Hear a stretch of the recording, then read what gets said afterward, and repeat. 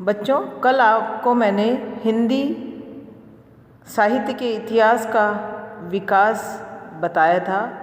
इसी क्रम में आगे देखिए आचार्य रामचंद्र शुक्ल का हिंदी साहित्य का इतिहास। हिंदी साहित्य के इतिहास ग्रंथों में सर्वाधिक महत्वपूर्ण ग्रंथ आचार्य रामचंद्र शुक्ल का हिंदी साहित्य का इतिहास है। मूलतः यह नागरी प्रचारणी सभा काशी के द्वारा प्रकाशित हिंदी शब्द सागर की भूमिका के रूप में लिखा गया है। इसका एक स्वतंत्र ग्रंथ के रूप में प्रकाशन 1929 में हुआ। शुक्ल जी के इतिहास की अनेक विशेषताएं हैं, जिसके कारण यह हिंदी साहित्य का सर्वाधिक महत्वपूर्ण ग्रंथ माना जाता है। उनमें से प्रमुख विशेषताएं ये हैं। पहला, यह पूरी तरह वैज्ञानिक ढंग से लिखा गया है। दूसरा, इसमें हिंदी साहित्य के इतिहास का व्यवस्थित काल विभाजन किया गया है।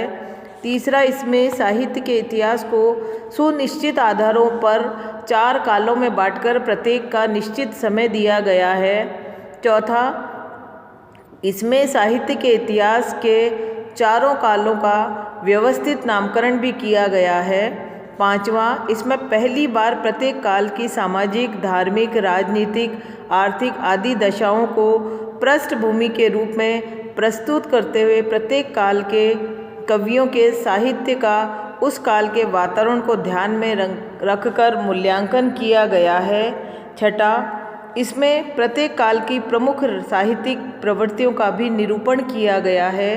सातवां, इसमें कवियों की रचनाओं का सिर्फ संकलन ही नहीं किया बल्कि उनकी समीक्षा भी की गई। इन सभी विशेषताओं के कारण शुक्ल का यह इतिहास समस्त हिंदी ग्रंथों में मील का पत्थर माना जाता है। बाद के समस्त इतिहास ग्रंथों में शुक्ल जी के इतिहास को भी ध्यान में रखा जाता है। तत्पश्चात आचार्य हजारी प्रसाद द्विवेदी का हिंदी साहित्य का उद्भव और विकास। आचार्य हजारी प्रसाद द्विवेदी ने हिंदी साहित्य का उद्भव और विकास और हिंदी साहित्य की भूमिका जैसे महत्वपूर्ण ग्रंथ लिखे। द्विवेदी जी ने साहित्य को परंपरा के संदर्भ में देखने का सफल प्रयास किया। इन्होंने साहित्य की प्रवृत्तियों को भी अधिक महत्व दिया तथा विकास के लिए प्राचीन परंपराओं को प्रकट करने के अधिक प्रयास किए। अनेक स्थलों पर इन्होंने शुक्ल जी के इतिहास की कमजोरियां स्पष्ट करते हुए भी अधिकांशतः शुक्ल जी के आदर्शों पर ही हिंदी साहित्य का इतिहास लिखा। शुक्ल जी और द्विवेदी जी में यह अंतर है कि शुक्ल जी की दृष्टि समीक्षक है जबकि द्विवेदी जी की शोधार्थी की है। इसके अलावा भी जो अन्य ग्रंथ हिंदी इतिहास पर लिखे गए वह इस प्रकार है। हिंदी साहित्य का आलोचनात्मक इतिहास डॉक्टर रामकुमार वर्मा, हिंदी काव्य धारा डॉक्टर राहुल सांकृत्यायन, हिंदी साहित्य का इतिहास रामशंकर शुक्ल रसाल, हिंदी भाषा और साहित्य बाबू श्याम सुंदर दास। आधुनिक अन्य महत्वपूर्ण इतिहास ग्रंथ काशी प्रचारणी सभा द्वारा प्रकाशित हिंदी साहित्य का इतिहास, भारतीय परिषद प्रयाग द्वारा 4 खंडों में प्रकाशित हिंदी साहित्य, डॉक्टर नगेंद्र द्वारा संपादित हिंदी साहित्य का इतिहास। हिंदी साहित्य का काल विभाजन। इस प्रकार बच्चों हमने हिंदी साहित्य के इतिहास लेखन का क्रमशः विकास देखा। अब देखिए हिंदी साहित्य के इतिहास का काल विभाजन। काल विभाजन किसे कहते हैं? प्रत्येक देश के साहित्य का इतिहास वहाँ की जनता की बदलती हुई विचारधाराओं का इतिहास हुआ करता है। जनजीवन सदैव गतिशील रहता है। इस कारण प्रत्येक देश की सामाजिक, राजनीतिक, सांस्कृतिक दशाएं भी परिवर्तित होती रहती है। साहित्य को समाज का दर्पण कहा जाता है। इस कारण बदली हुई सामाजिक व अन्य दशाओं का निरूपण सदैव साहित्य में ही होता रहता है। इस प्रकार जब जब समाज में परिवर्तन हो जाता है तब तब साहित्य में भी परिवर्तन आ जाता है। इसी कारण साहित्य के लंबे इतिहास में अलग अलग सामाजिक दशाओं के प्रभाव से अलग अलग प्रकार की प्रवृत्तियों या विशेषताएं दिखाई देती है। इन सबको आसानी से समझने के लिए ही हिंदी साहित्य के इतिहास को छोटे छोटे कालों में विभाजित कर लिया जाता है। इस विभाजन को ही काल विभाजन कहा जाता है। काल विभाजन के कारण। विद्वानों द्वारा साहित्य के इतिहास को विविध कालों में विभाजित करने के कारण निम्न है। पहला, अलग अलग कालों की सामाजिक, धार्मिक, राजनीतिक, आर्थिक परिस्थितियाँ किस प्रकार की रही है। दूसरा, अलग अलग कालों के साहित्य की प्रवृत्तियाँ कैसी रही हैं। तीसरा, अलग अलग कालों की जनता की सोचने, विचारने, आचरण करने की दशाएं क्या रही है। अब देखते हैं हम हिंदी साहित्य के काल विभाजन का इतिहास। पहला है ग्रियर्सन के द्वारा किया गया हिंदी साहित्य का काल विभाजन।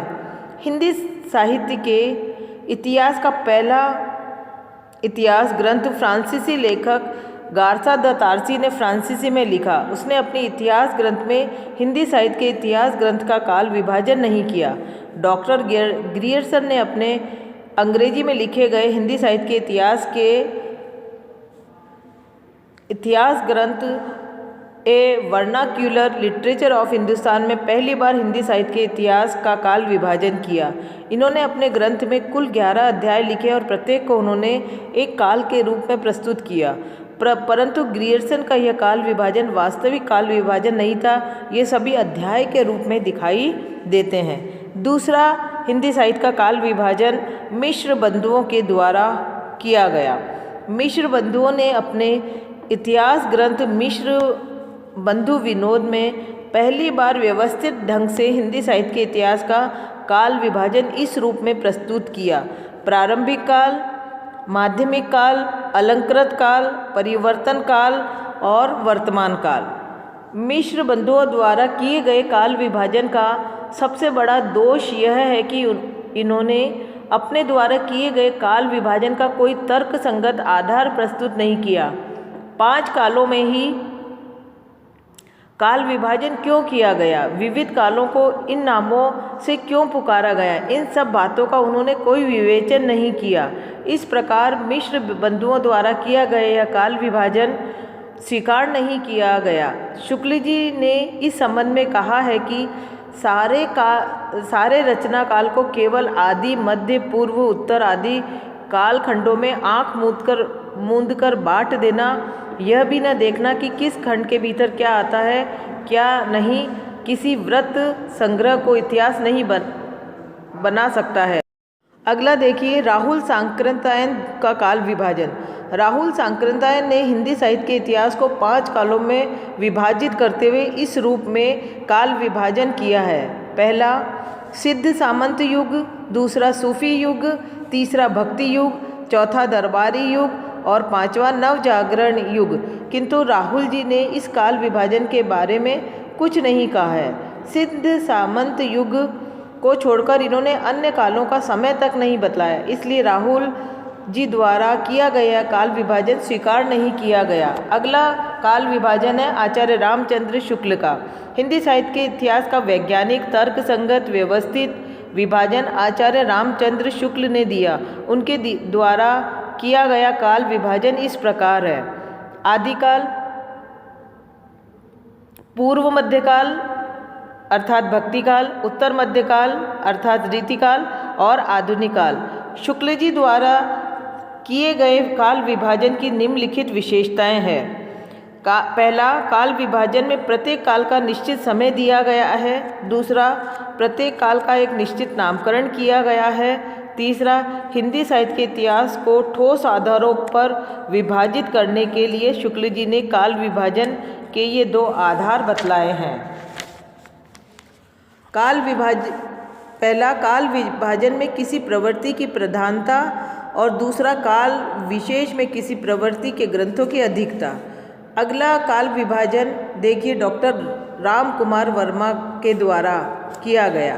डॉक्टर राम कुमार वर्मा ने इन 5 कालों में हिंदी साहित्य के इतिहास को विभाजित किया: पहला, संधि काल, दूसरा, चारण काल, तीसरा, भक्ति काल, चौथा, रीति काल और 5वां आधुनिक काल। इन्होंने हिंदी साहित्य की शुरुआत 1050 से मानने की जगह उससे बहुत पहले 750 में मानते हुए शुक्ल जी के काल विभाजन में सिर्फ एक और काल, संधि काल जोड़ दिया है। निष्कर्षतः हिंदी साहित्य का मान्य काल विभाजन इस प्रकार है। वीर गाथा काल 1050 से 1375, भक्ति काल दूसरा 1375 से 1700 तक, और फिर तत्पश्चात है रीति काल 1700 से 1900 तक, और फिर उसके बाद है आधुनिक काल 1900 से आज तक। अब अधिकांश इतिहास ग्रंथों में संवत की जगह ईस्वी सन में विविध कालों का समय लिखा जाता है। तो बच्चों, इस प्रकार हमने हिंदी साहित्य के इतिहास का विकास और विभाजन देखा, जो आपके प्रश्न पत्र में किसी न किसी रूप में अवश्य कर पूछा जाएगा। आप इस वीडियो को बार बार सुनकर और हिंदी भाषा के स्वरूप और विकास को अच्छी तरह से याद कर सकते हैं।